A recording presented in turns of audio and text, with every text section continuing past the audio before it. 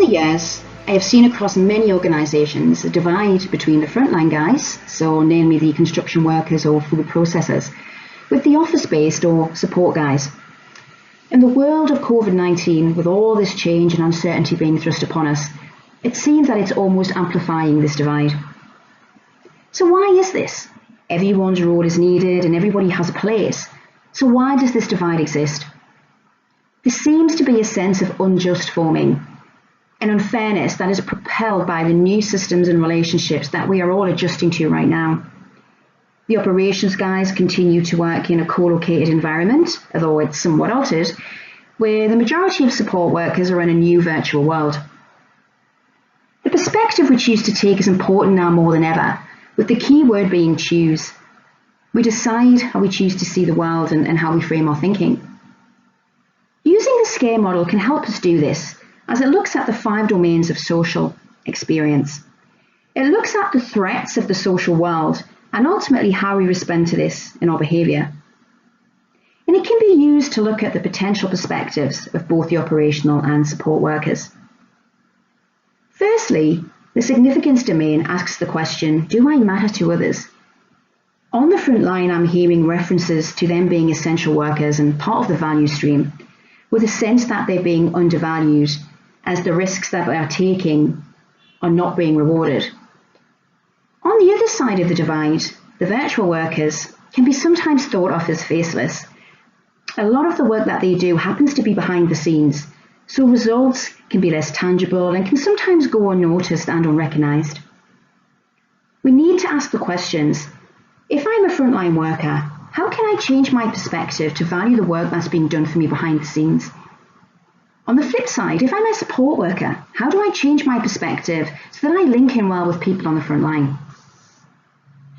The domains of certainty and relatedness can roll into one. Uncertainty is high in these times. Do any of us really have any clarity about our roles now and in the future? Whether we're a frontline worker and we can feel singled out and thinking, why us? What are we still doing here? To the support worker who's perhaps thinking, what can I actually do? Whichever side of the fence we sit on, the similarities can't go ignored. As human beings living in an uncertain world, the need to feel led now is crucial, and the need to be given clarity in the rationale of decisions can't go underestimated. Relatedness is the feeling of do I belong? Like certainty, this is absolutely impacted right now, with the frontline focusing on social distancing and the new normal, to support workers potentially feeling isolated with the lack of the escape from the 4 walls of home. Ultimately, our need for social connection is being tested in every way possible. The autonomy domain looks at the feeling that we have of choice or influence. For both sides of the divide, the perspective can be different. I'm hearing that operations feel that there is no choice, that being exposed to the potential threat is what's expected of them. Whereas the support workers feel that they're confined to home and that's just the way that it is. Finally, equity asks if we're being treated fairly. Discussions are telling me that this is the biggest source of threat for everyone, and it's internalising our thoughts. I'm hearing this reflected in the form of extrinsic motivators, so comments such as, are others being paid more and working less? Or, I'm taking more risk with no additional remuneration. I heard one recently where they said, I've been asked to reduce my pay. When I suggested I reduce working my week from 5 to 3, it was seen as a militant question. Whichever side of the fence you're on, the premise of perspective and choice is invaluable. Changing perspective as leaders work, and we need to be conscious of this and prioritise it. We are laying memories now that will guide us as predictions for the future post-COVID-19. And as leaders, we need to give this our attention, and we need to lead courageously and have honest conversations that are sometimes challenging.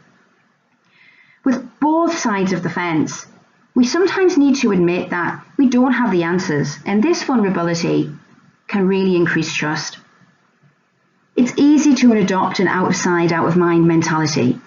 We need to be intentional and curious with our interactions. Be aware of the Zoom boom and pick up their phone for those crucial one-to-one conversations. Even in the pre-COVID-19 days, Organisations were siloed. That's not unusual. So now we need to be deliberate in sharing our resources and our learning across the organisation. This is both business focused and around self-care and personal well-being. As leaders, we are on a stage 24/7, and this time is no different. Role model the behaviour that you want to see in others, and think about the message that you want to convey. Show your people what you value as an individual as well as an organisation. With such uncertainty, communication can feel forced, so be honest about this. If there are no updates, then let that be the message. Getting into a habit of honest and timely communication will serve well as a great foundation for our ever-changing world. I hope this has provoked some thought for your own perceptions as well as what you can do as a leader. Just remember that we all do have choice.